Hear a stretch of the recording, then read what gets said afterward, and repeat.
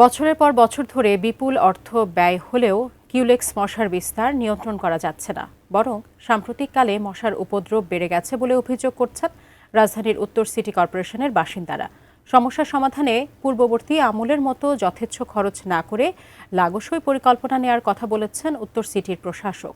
সম্রাট আনোয়ারের রিপোর্ট।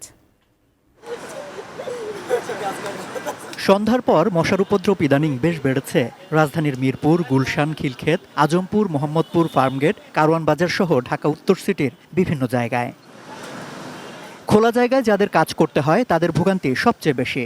চায়ের দোকান, ভ্রাম্যমাণ খাবারের দোকান কিংবা নিতান্তই আড্ডাখানা, সর্বত্র মশার উৎপাতে প্রাণ ওষ্ঠাগত।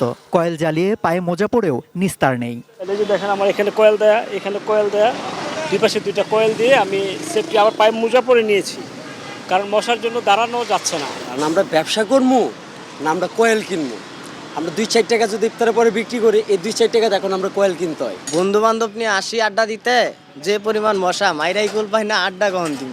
কীটতত্ত্ববিদরা জানান, স্বল্পস্থায়ী শীত, মশক নিধনে সিটি কর্পোরেশনের সমন্বয়হীনতা এবং নালা নর্দমা নিয়মিত পরিষ্কার না করায় এবার কিউলেক্স মশার উৎপাত বেড়েছে। দ্রুত ব্যবস্থা না নিলে বৃষ্টিপাত শুরুর পর কিউলেক্স মশা কমলেও বাড়বে এডিস মশা। দীর্ঘ সময় বৃষ্টিপাত না থাকার কারণে তার উপরে থাকা যে জলজ উদ্ভিদগুলো আছে সেগুলো মরে পচে সেখানে প্রচুর পরিমাণে কিউলেক্স মশার খাবার তৈরি হয়। শীত পরবর্তী সময়ে যখন তাপমাত্রা বাড়ে তখন একসাথে প্রচুর পরিমাণে মশার লার্ভা হ্যাচ করে এবং সেখান থেকে পূর্ণাঙ্গ মশা জন্মায়, যেটি এখন আমরা দেখতে পাচ্ছি।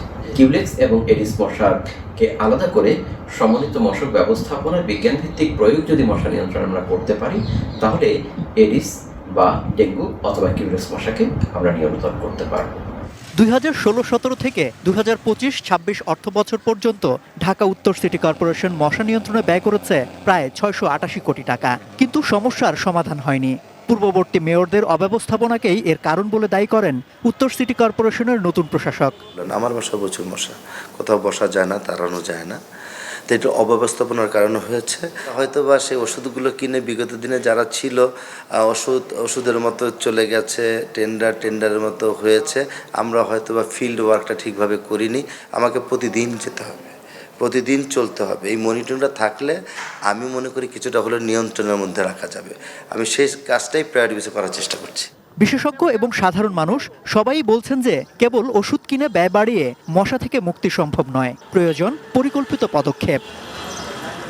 সম্রাট আনোয়ার, এটিএন নিউজ, ঢাকা।